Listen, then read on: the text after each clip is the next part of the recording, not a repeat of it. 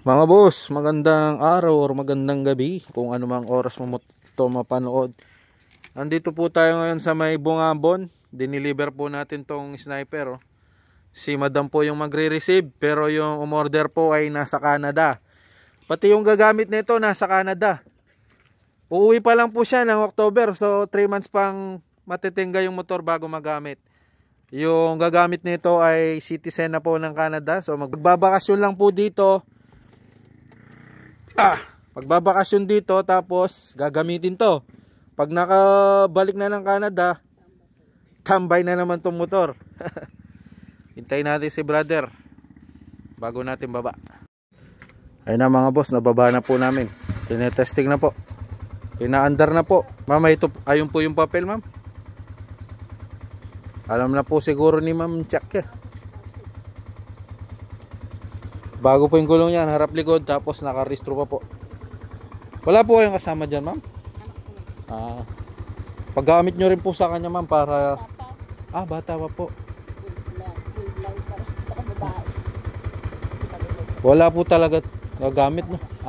Kayo lang po pala. Si ma'am lang po pala yung gagamit dito kasi nasabi ko nga po kanina, yung umorder po ay citizen na po ng Canada. So, yung anak niya uuwi po rito sa Pilipinas kaya in-order lang yan para may magamit po siyang panggala-gala rito. Pero pag bumalik na po ng Canada, matitingga na naman po yung motor. Wala na naman pong gagamit. Ano? Bahay sumandar yan, no? Tinakbo niya na 38,000. Sindihan natin, Hindi siya galgal.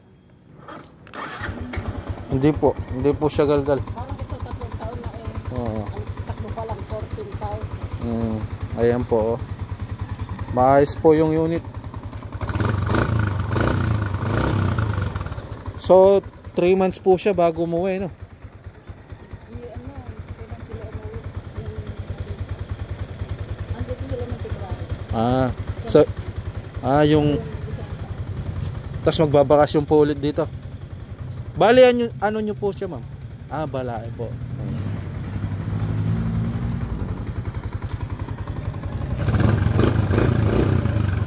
Ayan po, ma'am. Papasok na po natin. Kaya nyo na pong pasok? Sige po. Sige po. Ayun, wala po kasama si madam. So, dito na lang po pinadeliver ni Bossing kasi kung dun po daw sa Natividad, baka gamit-gamitin nung mga pamangkin niya. So, kaya dito pinadeliver sa may Bungabon.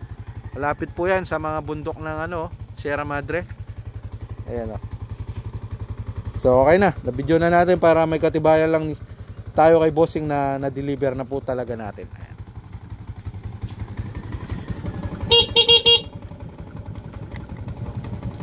Okay na.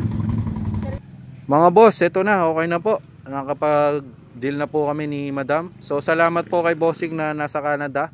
Ito po, Bossing, yung pinadeliver pong unit kay madam. Ayan po. Na-deliver na po namin ng maayos. Nakarating po ng walang aberya sa daan.